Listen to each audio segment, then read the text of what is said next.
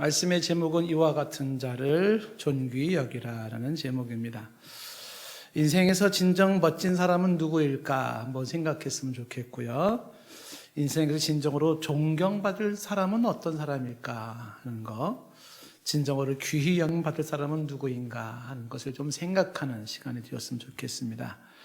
29절 말씀에 오늘 이렇게 말씀했죠. 이러므로 너희가 주 안에서 모든 기쁨으로 그를 영접하고, 모든 기쁨으로 영접할 사람은 어떤 사람일까? 또 이와 같은 자를 존귀히 여기라고 했는데, 이 존귀히 여길 자는 대체 누구인가 하는 그 생각을 이 시간 우리가 하기를 원합니다.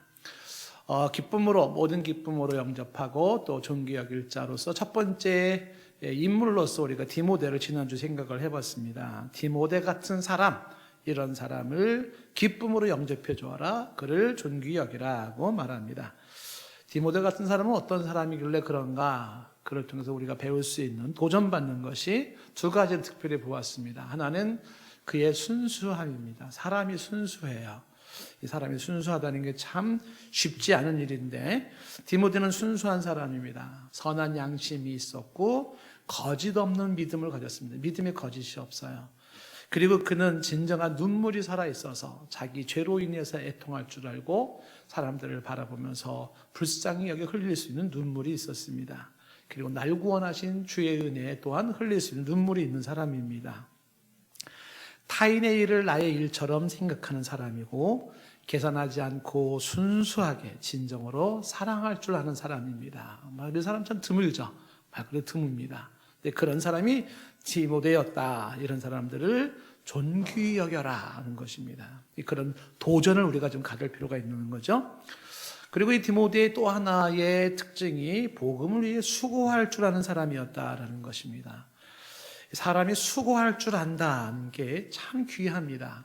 오늘 말씀을 듣는 여러분들이 이 작은 생각의 차이가 사람을 굉장히 달라지게 합니다. 작은 생각의 차이가.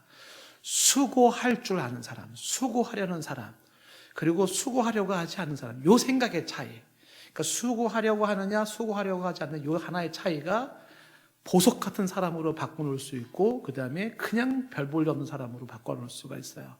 그러니까 사람이 조금만 생각을 달리하면 굉장히 소중한 사람으로 평가받을 수가 있습니다. 직장에서나 사회에서나 어디를 가서든지. 그 생각이 뭐냐면 수고하려고 하는 거예요. 어떻게 하면 수고를 안 할까 이런 생각하지 말고 내가 좀 더 수고해야지. 그래 좀 더 수고해야지. 그런 마음 한 번 더 가져주는 것. 이게 사람을 굉장히 성숙하고 또 훌륭한 사람으로 바꿔놓는다는 것입니다.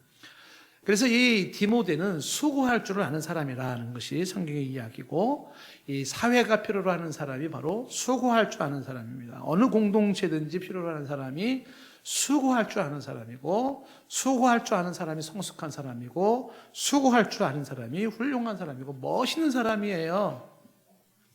그런데 특히 복음을 위해서 수고한다라고 하는 것은 하나님의 나라에 있어서 하나님 앞에서는 얼마나 보석 같은 인물인지 몰라요. 굉장히 소중한 인물입니다. 그래서 복음을 위하여 수고한다. 보통 사람들은 예수의 일을 구하지 않고 자기의 일을 구하지 않습니까? 그런데 디모데는 자기의 일을 구하는 사람이 아니라 예수의 일을 구하는 사람이에요. 어느 목사님은 이 말씀을 보다가 가슴이 뭉클했다 그러더라고요. 자신의 일을 구하지 아니하고 예수의 일을 구한 디모데. 예수님의 일을 위해서, 복음을 위해서 그는 수고하는 사람이야. 수고할 줄 알았다. 이런 사람들을 모든 기쁨으로 영접해주고 그를 존귀히 여겨라. 우리 가운데서도 이런 디모데 같은 그런 순수함을 가지고 그렇게 영혼을 사랑하고 복음의 순수함을 가지고 뿐만 아니라 복음을 위해서 수고할 줄 아는 사람을 우리가 인정해주고 또 그를 존귀히 여기는 그런 우리 공동체 되기를 원합니다. 불순한 세상에서 순수함을 잃지 않았다. 수고하지 않으려는 세상에서 수고했다. 특히 복음을 위해서 수고했다. 이와 같은 디모데를 얘기를 했습니다. 자, 오늘도 또 이어진 또 한 명의 예를 드는데, 에바브로디도라는 사람을 예를 들고 있습니다. 이런 사람들을 어떻게 해요? 모든 기쁨으로 받아주고 그 다음에 존귀히 여기라고 말을 하는데, 에바브로디도는 대체 또 어떤 사람이었을까? 에바브로디도라는 이 사람은 빌립보서에만 나와요. 다른 데는 안 나옵니다. 그래서 다른 데는 언급이 안 된 사람이니까 별로 중요하지 않은 사람이 아닐까 이렇게 생각하시면 안 되겠죠. 성경에는요, 이름이 거창하게 거론되지 않아도 정말 보석같이 귀하게 쓰임받는 사람이 있어요. 에바브로디도라는 이 뜻이 뭐냐면 charming, 매력이라는 뜻이거든요. 빛나는 보석이라는 의미를 가지고 있어요. 그래서 이름값을 하는 겁니다. 에바브로디도는 아주 보석같이 반짝반짝 빛나는 매력적인 사람입니다. 자, 이 사람을 통해서도 두 가지를 우리가 좀 집중해서 보고 싶은데, 디모데를 생각하시면서 에바브로디도를 생각할 때 그 공통성을 가지고 있어요. 그런데 조금 각도를 달리해서 생각한다 그러면 이 에바브로디도에게는 타인의 영혼을 사랑할 줄 아는 사람이에요. 타인의 영혼을 사랑할 줄 아는 사람. 좀 번거롭지만 따라해 볼까요? 타인의 영혼을 사랑할 줄 아는 사람. 그러니까 영혼을 사랑할 줄 아는 사람이에요. 영혼을 사랑할 줄 안다. 디모데 같은 경우에도 20절 말씀에 보면은, 지난주에 보았던 말씀에 보면은, 이는 뜻을 갖춰 너희 사정을 진실히 생각할 자가 이밖에 내게 없습니다. 그래서 너희 사정을 진실히 생각할 자를 우리가 보았었죠. 진실히 생각한다라는 게 진정으로 생각한다, 순수함으로 생각한다, 계산하지 않고 생각한다는 것이고, 생각한다라고 하는 것이 관심을 둔다라는 것으로 설명을 했습니다. 그래서 디모데도 사람을 향한, 영혼을 향한 순수하게 진실하게 관심을 갖고 사랑하는 마음이 디모데도 있었습니다. 근데 이런 모습이 에바브로디도에게도 있는 거예요. 28절 말씀에 오늘 보면, 그가, 제가 에바브로디도를 말하죠, 너희 무리를 간절히 사모하고 그랬습니다. 그러니까 에바브로디도는 빌립보 교회 성도를 향하여 간절히 사모하는 마음이 있었습니다. 이 간절히 사모한다는 건 간절히 사랑하고 간절히 보고 싶어 한다는 겁니다. 왜 그렇게 사모하고 보고 싶어 했는가? 애정이죠. 그들을 향한 애정입니다. 혹자는 이제 학자들 중에는 이 빌립보 교회를 처음 세운 사람이 사도 바울과 이 에바브로디도라고 보는 사람들도 있어요. 그만큼 이제 이 빌립보 교회는 기둥같이 소중한 멤버가 바로 이 에바브로디도였던 것입니다. 자, 그런데 이 에바브로디도가 빌립보 교회 성도들을 향한 사랑이 이렇게 표현이 됩니다. 26절 다시 보시면은, 후반절에 보시면, 자기가 병든 것을 너희가 들은 줄을 알고 심히 근심했다라고 되어 있습니다. 에바브로디도가 병이 있었어요. 그 복음 사역을 하면서 사도 바울과 함께 감옥에 왔다가 그 먼 빌립보 왔다가 쓸 것 가지고 채워주고 공급하고 하면서 그 몸에 병이 있는데, 병이 심각한 병이 들었던 것입니다. 주님의 일을 열심히 하고 신실한 사람도 병이 난다 안 난다? 병이 납니다. 병 나는 것 가지고 그걸 다 그냥 안 좋게 생각할 문제는 아니죠. 여기는 뭐 하나님의 특별한 또 뜻이 있으니까. 근데 에바브로디도는 병이 있는데 그 병든 것을 보고 혹자는 빌립보의 사람들 중에 소문이 나기를, 에바브로디도가 죽었대, 병으로 죽었대, 이렇게까지 소문이 났다고 그래요. 어떤 책에 보니까는. 그 에바브로디도가 병이 걸렸다는 것이 빌립보 교회 입장에서는요, 한 걱정이 되는 거예요. 교회의 기둥이 병이 났네. 교회에서 그렇게 일을 열심히 잘하는 그 사람 더 건강해야 되는데 병이 났대, 혹은 죽었대, 이래가면서. 근데 이 소식을 에바브로디도가 들으니까 본인이 또 심히 근심하게 된 겁니다.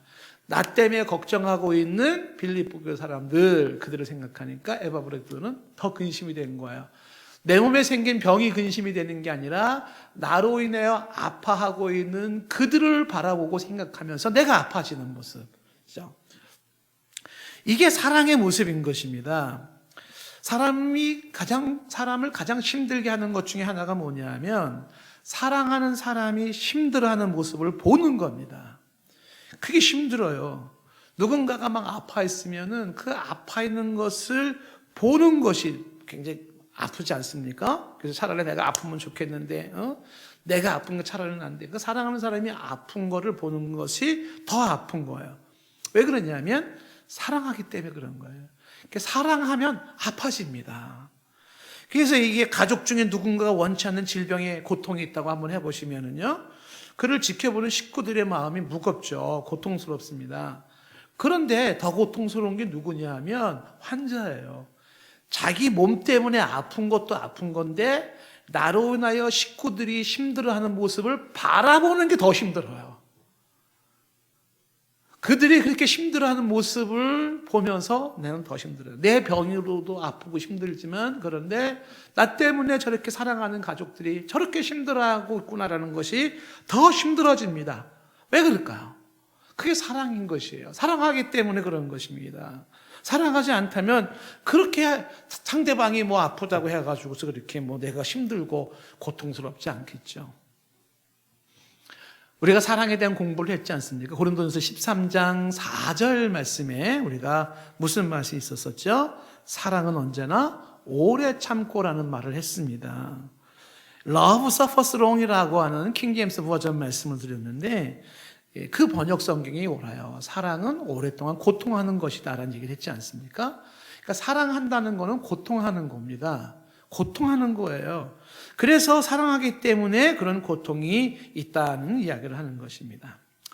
에바브로디도는 자신이 병든 것보다 자신으로 인하여 걱정하고 있는 빌립보 교회 성도들이 더 걱정이 되었던 것입니다. 그래서 디모데를 보내려고 할 때 아니야 지금 디모데 급한 게 아니야, 에바브로디도를 먼저 보내야 되겠구나, 이렇게 얘기가 되는 것입니다. 빌립보 교회 성도를 향한 에바브로디도의 사랑의 마음을 볼 수가 있습니다. 에바브로디도나 디모데에게는 아름다운 마음을 가지고 있었는데, 그 아름다운 마음이 영혼들을 생각하고 영혼들을 사랑하는 마음입니다. 그 마음이 아버지의 마음이고 그 마음이 예수 그리스도의 마음입니다. 만약에 저와 여러분 마음속에 사람들의 영혼들을 순수하게 사랑하며 그들을 향한 그런 마음을 가지고 있다 그러면 그것은 아버지의 마음이, 그리고 예수님의 마음이 내 안에 있는 것입니다. 예수님의 마음은 늘 슬펐죠. 예수님 마음이 늘 슬펐습니다. 성경에 예수님이 막 웃었다, 막 깔깔거리고 웃었다, 뭐 이런 내용은 없지 않습니까? 근데 예수님이 눈물을 흘리시고 우시는 장면들은 여러 번 나옵니다. 예수님께서 왜 우셨을까? 영혼들을 사랑하기 때문에 그러는 겁니다. 그 영혼이 잘 되면 또 울지는 않았겠죠. 그런데 그 사랑하는 영혼들이 유리하고 방황하면서 고통하는 모습을 바라볼 때 가슴이 아팠어요. 그래서 예수님은 눈물을 흘리십니다. 마태복음 9장 36절 말씀에 잘 나와 있지 않습니까? 무리를 보시고 불쌍히 여기시나니 이는 그들의 목자 없는 양과 같이 고생하며 기진함이라 라고 말하고 있습니다. 무리를 보시고 불쌍히 여겼습니다. 왜 불쌍했을까요? 목자 없는 양같이 버려진 그 영혼들, 그들이 고생하고 있는 모습, 기진하는 모습이 불쌍했습니다. 이유는 사랑하기 때문에 그런 겁니다. 예수님 마음속에는 연민이 있는데 그 연민은 뭐예요? 사랑하는 마음이에요. 사랑하는 마음이 연민을 갖게 했고 그 연민은 불쌍히 여기게 됐던 것입니다. 그들의 영혼들을 쭉 보니까 저 영혼들이 방황하고 있고 병들어 있고 힘들어하고 있고 곤고한 모습을 바라보니까 가슴이 아팠습니다. 그래서 그들을 향한 연민을 갖게 되었고, 그들을 너무너무 사랑했기 때문에 예수님은 하늘의 영광의 보좌를 버리시고 이 땅의 인간이 되시고 친히 십자가의 고통을 지셔서 저들이 받아야 될 형벌을 대신 받아주신 것입니다. 주님께서 이와 같이 사랑하기 때문에 그렇게 이 땅에 오시고 십자가에 죽어주신 것입니다. 요한복음 11장 35절에 죽은 나사로의 무덤 앞에서 예수님께서 눈물을 흘리시더라. 요한복음 11장 35절 말씀에, 누가복음 19장 41절에 보니까 예수님은 예루살렘 성을 보시면서 또한 우셨다라고 되어 있습니다. 성을 보시고 우시는 거예요. 누가복음 13장 34절에 예루살렘아 예루살렘아 선지자들을 죽이고 내게 파송한 자들을 돌로 치는 자여, 암탉이 제 새끼를 날개 아래 모으려 함과 같이 내가 너희 자녀를 모으려 한 일이 몇 번이냐, 그래도 너희가 원치 아니했다. 성을 보고 우시는 것입니다. 왜 우실까요? 사랑하기 때문에. 그들의 영혼이 불쌍해서 우는 겁니다. 영혼을 향한 연민을 가지고 있습니다. 하나님을 떠나고 하나님의 심판을 눈앞에 둔 그 영혼들이 불쌍해서 흘리는 눈물입니다. 이게 뭐냐면 바로 에바브로디도 디모데가 가지고 있는 마음이에요. 영혼들을 바라보면서 그들을 향해서 연민을 가지고 있고 불쌍히 여기는 마음을 가지고 있는데 영혼을 사랑하는 마음입니다. 우리가 아침마다 이사야 말씀을 봅니다마는 이 이사야 말씀 보다가 이사야 22장 4절 말씀에 이런 말씀이 있는 걸 보았어요. 그러므로 내가 말하노니 돌이켜 나를 보지 말자다. 이사야가 자기를 보지 말래요. 왜요? 나는 슬피 통곡하겠노라 라는 말이 나왔죠. 이 슬피 통곡한다. 내 딸 백성이 패망하였으므로 말미암아 나를 위로하려고 힘쓰지 마라 라고 이야기를 합니다. 이 이사야 선지자가 백성을 향하여서 슬피 통곡하겠다라고 말을 합니다. 왜 백성들의 문제를 가지고 이사야가 통곡을 합니까? 그들을 사랑하기 때문에 그런 거예요. 하나님의 심판이 가까이 오고 있는 것을 환상을 본 겁니다. 무시무시한 심판이 찾아오고 있어요. 영화에서 끔찍한 영화 보는 것과 비교할 수 없을 만큼의 비극이 찾아오고 있는 걸 미리 본 겁니다. 보면서 막 가슴이 두근두근거리고 온몸이 떨리고 있었어요. 그런데 이놈의 백성들은 정신 못 차리고 회개하고 돌아오라는 말은 듣지도 아니하고 내일 죽을 터이니 그냥 먹고 마시자 그러면서 그냥 잔치를 베푸고 고기를 먹고 술을 마시고 그러고 있는 겁니다. 그러니까 이사야가 지금 내가 슬피 통곡한다라고 말을 하는 겁니다. 그 통곡은 그 백성을 향해서 불쌍히 여기는, 그들이 너무 안쓰러워서 흘리는 눈물인 것입니다. 이 모습은 예레미야에게도 있었어요. 예레미야가 2장 11절 말씀에 내 눈이 눈물에 상하며, 눈이 눈물에 상해요. 내 창자가 끊어지며 내 간이 땅에 쏟아졌어요. 창자와 간이 끊어지고 쏟아졌어요. 이는 내 딸, 내 백성, 이 예루살렘 유다가 패망하여 어린 자녀와 젖 먹는 아이들이 성읍 길거리에서 기절을 해버렸어요. 12절 말씀에 그들이 성읍 길거리에서 상한 자처럼 기절하면서 어머니 품속에서 혼이 떠나갈 때에 그들이 어머니에게 말을 하는 거죠. 엄마 배고파. 곡식 어딨어? 포도주 어딨어? 목말라. 물 어딨어? 그리고 눈이 가물가물해서 엄마 품속에서 죽어가는 거예요. 이런 모습을 미리 보고 있는 이 에레미야가요, 눈물이 앞을 가리는 겁니다. 애가 3장 48절에 가면 예레미야는 이렇게 말하죠. 딸 내 백성의 파멸로 말미암아 내 눈에는 눈물이 시냇물처럼 흐르는도다. 시냇물처럼 눈물이 줄줄줄줄 흐른다는 거예요. 49절에는 내 눈에 흐르는 눈물이 그치지 않냐고 쉬지 않아요. 50절에 여호와께서 하늘에서 살피시고 돌아보실 때까지니이다. 하나님이 돌아보실 때까지. 51절에 나의 성읍의 모든 여자들을 내 눈으로 보니 내 심령이 상하는도다 라고 말을 하고 있습니다. 왜 남의 일에 이렇게 울고 있습니까? 왜 남의 문제에 이렇게 괴로워하고 있습니까? 사랑하기 때문에 그러는 거예요. 연민을 가지고 있는 겁니다. 그 연민을 가진 자, 그 사랑하는 마음을 가진 자, 영혼을 사랑하고 영혼을 불쌍히 여기는 그 마음을 가진 자, 아버지의 마음을 가진 자예요. 예수 그리스도의 마음을 가진 자입니다. 이러한 사람들을 존귀 여겨라. 왜요? 그런 마음 가진 자들이 많지 않아요. 영혼을 바라보면서 그 영혼 안쓰러워서 울고 있는 자들이 몇 명이나 될까요? 정말 우리 가운데 존경받아야 되고 소중히 여겨야 될 아름다운 사람이 누구인가? 영혼들을 바라보면서 그들을 향한 연민을 갖고 그들을 사랑해요. 그래서 가슴 아픈 모습으로 울며 기도해주고 권면해주는 사람입니다. 우리는 사람들을 바라볼 때 사람의 어떤 점을 봅니까? 사람의 외모를 보지 않습니까? 그 사람의 프로필을 보지 않습니까? 그 사람이 어떤 업적을 쌓았고 어떤 일을 하고 있는지, 무슨 직업을 가지고 있고 어떤 권세를 가지고 있는지, 집안이 어떤지, 자식이 어떤지, 부모가 어떤지, 주로 이런 걸 보고 있지 않습니까? 그런데 우리에게 정작 필요한 시선은 뭐냐면 내 주변의 모든 사람의 영혼을 보는 눈이 필요한 겁니다. 뭘 보는 눈? 영혼을 보는 눈이 필요한 거예요. 내 주변의 사람들의 영혼을 바라볼 때에 그 영혼이 병들어 있지 않습니까? 주변 사람들의 영혼을 보니까 그 영혼이 메말라 있지 않습니까? 바짝 말라 있지 않습니까? 주변 사람들의 영혼을 보니까 그 영혼들이 한없이 푹 지쳐 있지 않습니까? 그 영혼이 방황하고 있지 않습니까? 그 영혼이 깔딱깔딱 숨을 쉬고 있지 않습니까? 그 영혼이 지금 지옥으로 한 걸음 한 걸음, 지옥의 저 절벽으로 한 걸음 한 걸음 떨어져 가고 있지 않습니까? 그 영혼을 보면서 불쌍히 여기는 마음을 갖는 게 아버지의 마음인 거예요. 많은 돈을 가지고 자랑하는 사람이 있어요. 근데 그 영혼을 보면은요, 불쌍합니다. 화려한 직업을 가진 사람이 있어요. 근데 그 영혼을 보니까 불쌍해요. 큰 권세를 가지고 쥐락펴락 가지고 있습니다. 대단한 파워예요. 그런데 그 영혼을 보니까 불쌍해요. 아름다운 미모를 뽐내고 있습니다. 그런데 그 영혼을 보니까 불쌍해요. 신체, 육체에 막 근육을 자랑하고 있습니다. 그런데 그 영혼을 보니까 불쌍해요. 안쓰러워요.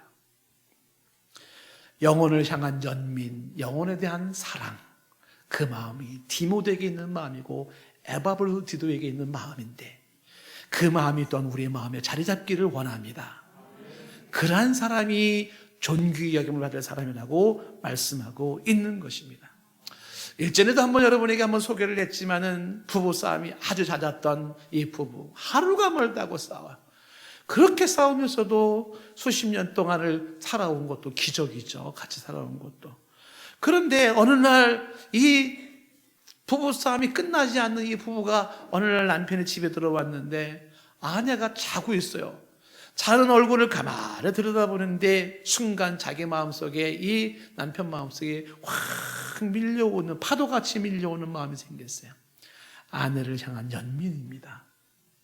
불쌍해 보이는 거예요. 사람이 불쌍해 보이기 시작해요. 가난한 집에 시집 와서 무력한 남편을 만나가지고 지질이 고생을 하면서 피폐해진 그 영혼을 바라보면서 마음이 무너지는 겁니다. 그 연민이 사랑이에요. 그 연민이 있을 때 상대방을 품을 수가 있는 거예요. 그를 안아줄 수가 있는 거예요. 그 사랑이 품는 겁니다. 그 사랑이 안아주게 하는 거예요. 연민이 사랑입니다. 특히 영혼에 대한 그 연민은 아버지가 주신 마음일진데 아버지의 마음에 있는 영혼을 향한 그 연민, 영혼들을 향한 그 예수 그리스도의 그 연민, 그 사랑이 우리들 마음속에도 가득 차 올라오기를 바랍니다. 앞에 사람, 옆 사람, 뒷사람, 내가 만나는 사람들을 볼 때마다 그의 외모를 보거나 그의 조건을 보는 것이 아니라 그 영혼을 보십시오. 불쌍하지 않습니까? 한없이 불쌍하지 않습니까? 그를 향한 그 불쌍히 여기는 마음이 사랑인 거예요. 만약에 그 마음이 우리 가운데 있다면 그 사람은 존귀 여김을 받을 사람이에요. 그 사람이 귀합니다. 그 사람이 존중받아야 돼요. 그런 사람들이 인정받아야 될 사람입니다. 영혼을 사랑할 줄 아는 사람, 이게 에바브로디도의 모습이고 디모데의 모습입니다. 자, 두 번째, 이 에바브로디도에게 주어지는 하나의 특징이 뭐냐면 그리스도를 위해서 헌신하는 사람입니다. 또 번거롭지만 한번 따라해 봅시다. 그리스도를 위하여 헌신하는 사람. 따라 하십시오라고 얘기하는 것은 지금 밖에 날씨가 추워가지고 여기 히트를 틀어놨더니 여기 있는 것이 좋사오니 이렇게 해서 자꾸 사랑하는 자에게 잠을 주신 하나님 정답입니다. 이리 되는 분들이 계시거든요. 그래서 제가 톤을 높일 수도 없잖아요. 그래서 따라하라고 얘기를 하는 것입니다. 자, 다시 한번 그리스도를 위해 헌신하는 사람. 오늘 설교랑 상관없는 얘기를 좀 잠깐 좀 할게요. 이 교회에서 예배 드릴 때 모습을 보면 그분의 일주일의 삶을 제가 좀 감이 와요. 일주일의 삶이 아주 세속적으로 영혼 관리가 안 된 사람은 예배 드릴 때 태도가 벌써 굉장히 은혜가 안 돼요. 그런 사람들은. 근데 일주일 동안에 말씀 사모하시고 막 찬송하시고 기도하시고 예배 참석하시고 충만한 사람들은요, 예배 드리는 데서부터 풍기는 이미지가 달라요. 부르는 찬송이 다르고 눈빛이 다르고 말씀 듣는 게 다르고 말이죠. 그렇게. 그래서 이제 주일 평상시 예배 관리를 잘 하라는 것입니다. 그렇죠. 옛날에 제가 개척했을 때 그 집사님 한 분이 생각이 나요. 그 할머니는 교회 들어올 때부터 입맛을 다 쉬면서 이러고 들어오시는 분이 계셨어요. 이러고 오시는 할머니가 계셨어요. 이 할머니가 이러고 들어오는데 입을 다시는데 말씀만 떨어지면 아멘, 아멘, 아멘. 아우, 그 할머니 얼마나 은혜가 되는지 몰라요. 저 어머니도 아마 아실 거예요. 근데 그 할머니 집에 신방 와달라고 집에 아파트 신방을 갔어요. 목사님 오셨는데 드릴 건 없고 냉장고를 열어보니까 아들이 먹다 남은 소주 반 병이 있는데 이거 드릴까요? 그러니까 그 할머니 드릴 건 없고 소주 반 병이 남았대. 아들이 먹던 거 그라도 한 잔 드실라고 그래. 근데 그 할머니 큰 사모하고 오셔서 그냥 아멘 아멘. 우리도 그렇게 입어드릴까요? 다 손 이렇게 하고 있다가 그냥 입맛을 가지고 있다가 막 말씀만 떨어지세요. 막 아멘 하겠습니다. 막. 얼마나 은혜스럽고 좋겠어요. 그렇죠? 우리 성도님께 여러분들은 영혼이 건강하기 때문에 말씀 듣기를 사모하시고 또 말씀을 들을 때 아멘으로 꿀떡꿀떡 삼키실 수 있기를 바라요. 자, 설교 본문과 전혀 상관이 없는 내용을 갖다가 다시 본문으로 돌아와야 되는 거예요. 이 에바브로디도의 또 하나의 좋은 점이 뭐냐면 그리스도를 위해서 헌신하는 사람이었다. 이 디모데에게도 이게 있었어요. 디모데는 이렇게 되어 있죠. 빌립보서 2장 21절에 사람들은 다 자기의 일을 구하고 그리스도 예수의 일을 구하지 않잖아요. 보통 사람들은 그렇습니다. 자기의 일을 구하죠. 누가 예수의 일을 구합니까? 그런 사람 많지 않아요. 그랬는데 22절에 이 디모데는 어떻게 했어요? 연단을 받으면서 자신의 순수성이 입증됐잖아요. 그리고 자식이 아버지에게 함과 같이 사도 바울을 아버지처럼 대하면서 사도 바울과 함께 복음을 위하여 수고하는 거잖아요. 복음을 위해 기꺼이 수고할 줄 알았던 이 디모데처럼 에바브로디도도 그리스도를 위해서 헌신하는 사람이었는데 에바브로디도가 이렇게 표현되고 있어요. 오늘 말씀 30절 말씀 다 같이 한번 읽어봅시다. 시작. 그가 그리스도의 일을 위하여 죽기에 이르러도 자기의 목숨을 돌보지 아니한 것은 나를 섬기는 너희의 일에 부족함을 채우려 함이라. 죽기에 이르러도 자기 목숨을 돌보지 아니하고 누구를 위해서? 그리스도의 일을 위해서. 그리스도의 일을 위해서는 죽음에 이르렀는데도 목숨을 돌보는 것이 아니라 뭐예요? 주님의 일이 우선이었다는. 이거는 자기 몸 관리하지 말아라, 병이 들었을 때 치료하지 말아라 그런 뜻이 아니잖아요. 우선순위가 더 중요한 게 뭐냐면 그리스도의 일이었던 거예요. 이게 에바브로디도가 가지고 있는 모습입니다. 이런 에바브로디도를 향하여 핀잔을 주거나 비아냥거릴 수 있을 거예요. 광신자야 광신자. 저렇게 예수에 미쳐가지고 죽게 이르러도 이 목숨을 돌보지 않았다는 건 목숨을 걸었다는 거거든요. 주님의 일에 목숨을 걸었다는 거거든요. 그러면 이런 걸 향한 사람들은 안 좋게 얘기를 하는 거죠. 아이고 어떻게 저렇게 신앙생활을 왜 저런 식으로 해요? 아이고 참 마음에 안 들어. 이렇게 비아냥거리잖아요. 그러면 깽집단에 들어가서 조폭을 향해서 목숨을 걸고 충성하는 사람은 박수 치시겠습니까? 아니면 사사로운 거 시시껄렁한 것 가지고 위층의 아파트가 시끄럽다 그래가지고서 그래 가서 칼부림하고 이런 것들이 칭찬하시겠습니까? 세상에 수많은 사람들은 부질없는 것에 목숨을 걸고 있는데 저 일확천금을 꿈꾸면서 오징어 게임에도 목숨을 걸고 있는데 주 예수 그리스도를 위하여 목숨을 바치고 살아가는 사람을 향해서 비아냥거릴 수 있을까요? 설령 이 사회를 위해서 혹은 정의와 공의와 혹은 인류의 평화와 인류의 행복을 위해서 애쓰는 사람들도 있습니다. 목숨을 걸고 애쓰는 사람들도 있어요. 주 예수 그리스도를 위하여 목숨을 걸고 봉사하고 헌신하는 것이 그들보다 못한 것일까? 광신자라고 비난할 것인가? 에바브로디도는 여기에 목숨을 걸어야 될 이유를 아는 사람이에요.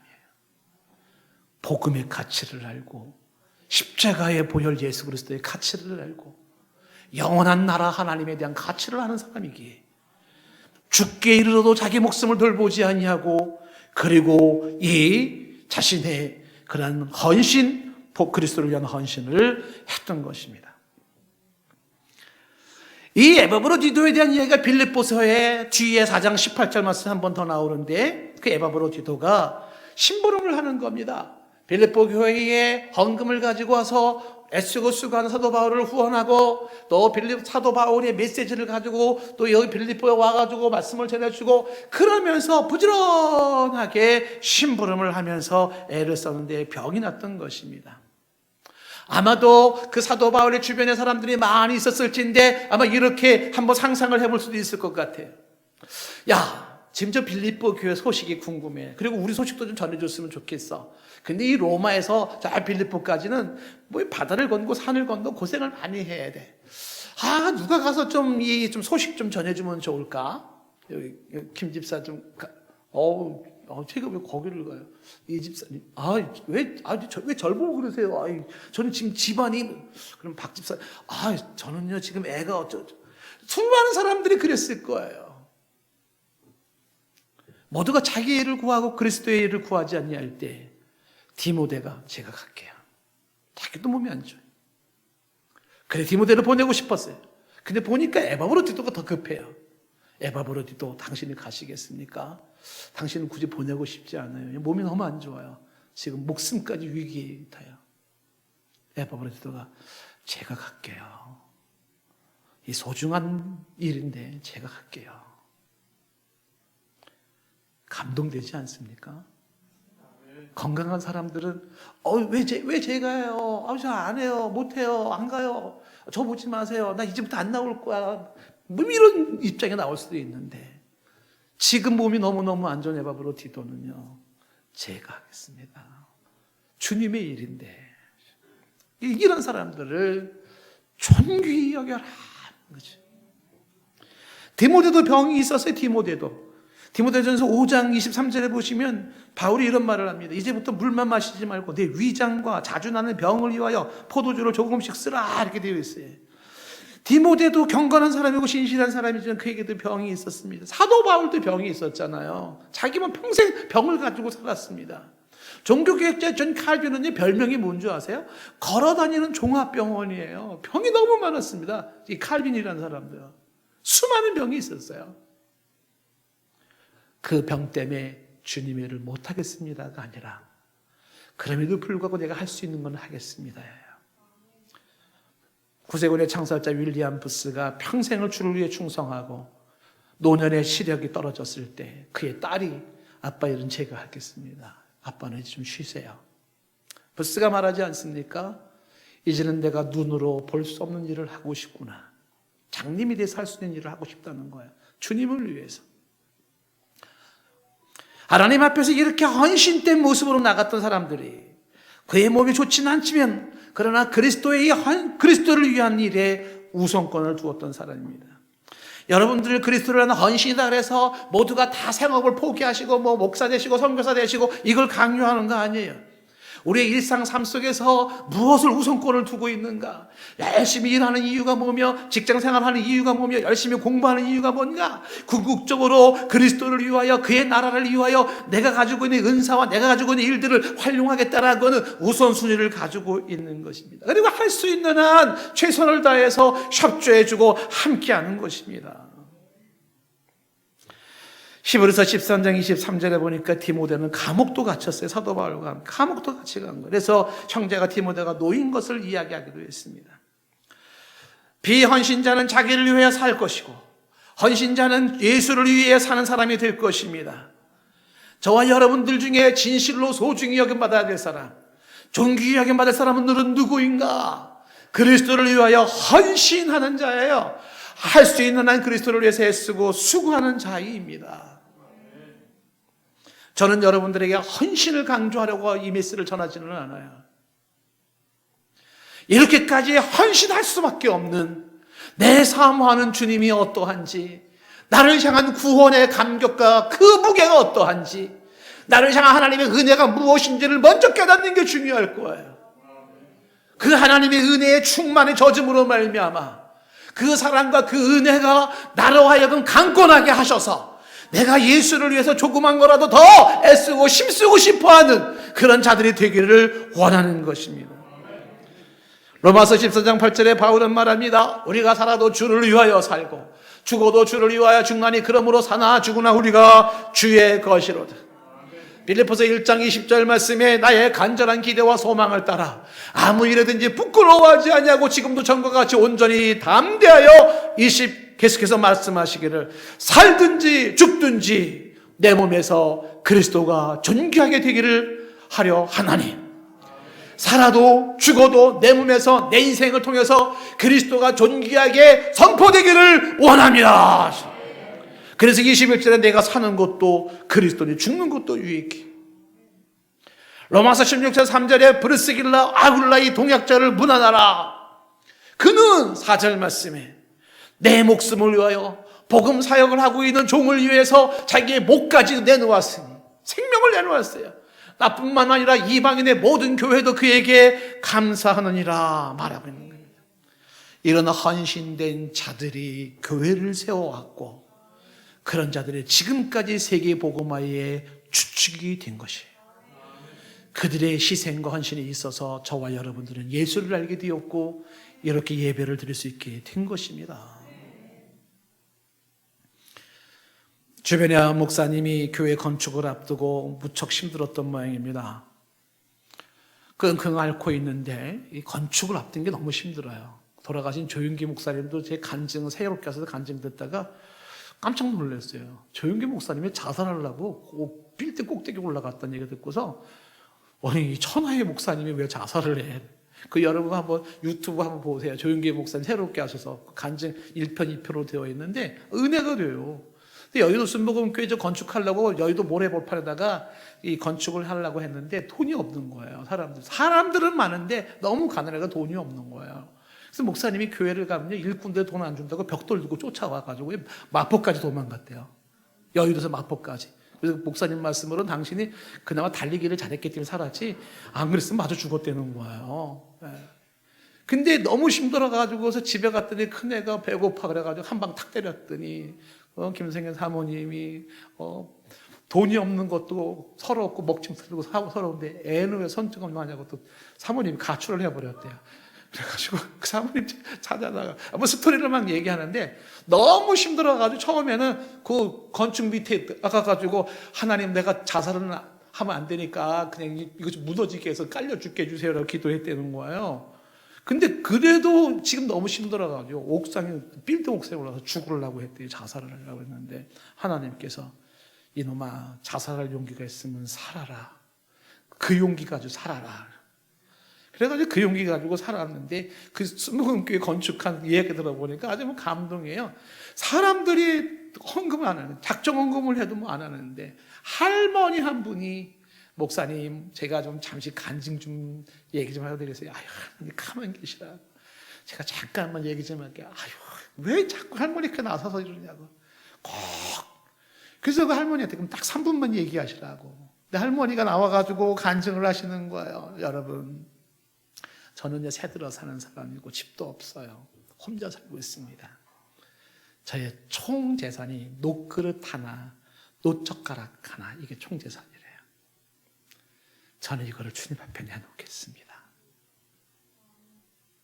그 할머니가 교회 세우고자 하는데 내게 있는 모든 걸 다 드리는 게 뭐가 아깝냐고. 그때 그 할머니 간증 때문에 성도들이 다 울음바다가 됐대요. 그리고 사람들이 작정하고 작정헌금을 했고, 작정헌금을 막 헌금한 게 아니고 작정헌금만 막 한 거예요. 그 할머니 덕분에. 그래가지고 작정헌금 한 거 가지고서 뭐 저기 뭐야 은평구 은행 가가지고 지점장인가 누가 만나가지고 작정헌금서가 여기 있는데 대출 좀 달라고. 그러니까 그 은행도 참 웃겨요. 그 작정한 것만 가지고 대출을 해주겠는데 조건이 있다는 거예요. 조건이 뭐냐면 이 대출 다 갚을 때까지 목사님 죽지 말라는 거예요. 목사님 죽으면 누가 책임지겠냐는 거죠. 아유 사연이 참. 자 그런데 지금 그분 조용기 목사님 얘기가 아니고 주변에 있는 목사님이 이제 개척을 하기 위해서 힘들었던 모양입니다. 근데 성도들이 떠나가기 시작하는 거예요. 개척이 힘들죠. 우리 교회도 개척하고 아니 건축하기 위해서 건축이 힘들어요. 그래서 원래 목사님 막 금식기도 하고 비쩍 마르시고 애쓰셨잖아요. 예? 그리고 우리 권사님, 장로님들 뭐 얼마나 애를 많이 쓰셨습니까? 그러니까 교회가 어려워지니까 성도들이 한 명, 두 명 떠나기 시작하는데 또 거기다가 장로님들 몇 분이 그나마 부목사랑 같이 합심이 돼가지고 목사님을 반대했던 모양이에요. 목사님을 향해서. 그러면서 이 교회를 방해하고 헌신을 안 하는 사람들일수록 반대가 커요. 목소리가 커요. 꼭 그렇게 되어 있습니다. 헌신을 안 하면 안 할수록 교회에 대해서 반대 목소리를 크게 내는 거예요. 거의 그래요. 그래서 이 장로님들하고 그 부목사가 반대를 하다가 결국은 이분들이 또 나가가지고 교회 옆에다가 개척을 했어요. 그 부목사랑 장로님이. 아니, 목사님이 얼마나 힘들었겠습니까? 사모님하고. 눈물의 연속이죠. 그리고 두 분이 목회를 이제 그만둬야 되겠다는 마음까지 들었던 모양입니다. 목회를 그만해야 되겠다. 뭐 방법이 없어요. 그때 그 교회 한 여집사님이 이 사실을 알고 사모님 앞에 와가지고서 이런 얘기를 하더랍니다. 남아있는 우리를 봐서라도 목회를 계속하면 안 되나요? 사람들은 떠나가지만 남아있는 우리를 봐서라도. 그 여집사님이 그렇게 얘기를 하면서 그 목사님 사모님을 붙잡았는데 그 여집사님이 남편이 또 그때 때마침 지방으로 이 발령이 난 거예요. 이사를 가야 될 형편이 된 겁니다. 그 여집사님이, 붙잡는 여집사님이, 그 남편이 이제 지방에 지금 가서 이제 우리가 직장 생활을 해야 되니까 이사를 가자라고 했던 모양이에요. 그랬더니 그 부인 집사님이 하는 말이 지금 우리가 이사 갈 때이냐고. 교회가 이렇게 어려운데, 목사님 사모님 저렇게 힘들어 하는데, 우리가 어떻게 이사를 갈 수 있냐고. 당신이 먼 길을 출퇴근하는 한에 있더라도 우리는 교회를 지켜야 된다고. 인간적으로 그럴 수 없지. 이사 갈 수가 없지. 그러면 안 되지. 그건 사람이 아니지. 그 얘기를 하시면서 사모님이 또 눈물이 글썽글썽거리시더라고요. 교회는 그런 사람들이 세웠어요. 그런 사람들이 복음을 전했고 그런 사람들에 의해서 저와 여러분들이 구원을 받을 겁니다.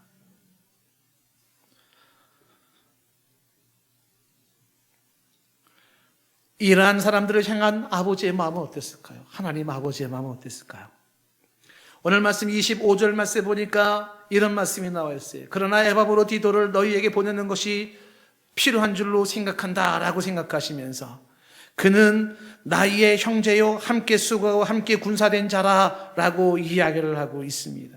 너희의 사자들의 쓸 것을 돕는 자라 라고 이야기를 하고 있는 것입니다. 이 에바브로 디도를 향하여서 하나님께서는 지금 특별한 생각을 가지고 계셨어요. 이와 같이 애쓰고 수고하는 이 에바브로 디도 27절 말씀에는 이런 말씀이 나와 있습니다. 27절에 그가 병들어 죽게 되었으나 하나님이 그를 긍휼히 여기셨고 그뿐만 아니라 또 나를 긍휼히 여기사 내 근심 위에 근심을 덜게 하셨다라고 말씀하고 있습니다. 병들어 죽게 된 에바브로 디도를 하나님은 긍휼히 여기셨습니다. 그에게 특별한 은혜를 주셨습니다. 그를 특별하게 사랑하시고 품어주셨습니다. 그의 병을 고쳐주신 겁니다. 그리고 그 긍휼히 여김은 동일한 모습으로 가슴 아팠던 사도 바울을 긍휼히 여긴 것이었고 우리의 근심을 덜어주신 하나님이셨다고 말씀하고 있습니다. 하나님께서 당신을 향하여 이렇게 헌신된 자를 향한 남다른 마음을 갖고 계신 것입니다. 오늘도 눈물겹도록 주 예수 그리스도의 일을 위하여서 우선권을 두고 조금이라도 힘을 합하려고 애쓰는 사람이 있다면 내 하나님 아버지도 우실 거예요. 특히 에바브로 디도 같은 상황 속에서 열악한 환경 속에서도 그래도 일을 좀 하겠다고 하는 사람, 좋은 조건 속에서도 어떻게 하면 일을 안 할까 하는 그런 사람이 아니라 열악한 환경 속에서도 주님의 일을 해보고 싶은 그런 사람을 향하여 하나님께서는 은혜를 베푸시기를 원하실 겁니다. 25절 이 에바브로 디도를 향하여 그는 나의 형제요 함께 수고하고 함께 군사된 자고 너의 사자로 냈을 것을 돕는 자라고 말합니다. 사도 바울 입장에서 에바브로 디도는 얼마나 소중한 사람인지 모릅니다. 나의 형제라고 하는 것은 하나님의 한 가족의 일원인 거죠. 가족이에요. 그리고 나와 함께 수고했다는 것은 동역자로서 함께 땀 흘리고 애썼다는 겁니다. 함께 군사가 되었다는 것은 함께 싸운 전우를 얘기하는 거예요. 생사를 같이 했던 전우입니다. 빗발치는 총탄 속에서 거기에서 목숨을 걸고 싸워준 전우예요. 그게 바로 에바브로지도예요. 너희 사자라는 것은 너희의 쓸 것을 채우며 도왔던 사람입니다. 한 사람의 주의 종이 어떻게든지 하나님의 나라를 세워보려고 했을 때 그 옆에 같이 있어주는 믿음의 형제는 얼마나 큰 위로가 되겠습니까? 할 일 많은 이 땅에 나와 같이 땀을 흘리고 같이 수고할 일꾼이 있다는 것은 얼마나 큰 힘이 되겠습니까? 오늘도 원수와 싸우는 영적인 현장, 전투 현장에서 같이 싸워줄 전우가 있다는 것은 천군 만군을 얻은 것 같지 않겠습니까? 부르심을 받고 모든 것을 버린 채 가난하게 살아가고 있는 사명자에게 쓸 것을 공급하며 채워주는 그 사람은 마치 사막의 오아시스 같지 않겠습니까? 디모데와 에바브로지도가 그런 사람이었습니다. 하나님은 말씀합니다. 이런 사람들을 존귀히 여겨라. 이런 사람들을 온 마음을 다하여 기쁨으로 받아주라고 말씀하고 있습니다. 오늘 설교 말씀을 들으면서 우리는 이 디모데나 에바브로지도를 통하여서 그들이 가졌던 순수함에 대한 도전을 받고, 그들이 가졌던 복음을 위해 애쓰고 수고하는 것 도전을 받고, 그리스도를 위하여 헌신하는 것 도전을 받고, 이제 영혼을 불쌍히 여기며 사랑하는 마음을 도전을 받고, 그들의 마음, 그들의 사랑, 그들의 헌신도 도전을 받아야 되겠지만, 또 다른 도전은 도대체 그들이 만난 하나님은 누구였는가? 그들이 만난 예수는 누구였는가? 그들이 경험한 구원은 무엇이었는가? 여기에도 도전을 받을 수 있기를 바라요. 억지 춘향전으로 헌신하는 사람이 아니라 내 주 은혜가 한량없어서 내 영혼을 덮어서 자원하는 마음으로, 나도 디모데처럼 못한다 할지라도, 에바브로지도처럼은 안 된다 할지라도 내가 받은 바 그 은혜가 너무 고맙고 감사하여서 나도 그와 같이 주님 앞에 영혼들을 사랑하면서 헌신하고자 하는 우러나는 마음이 있기를 원합니다.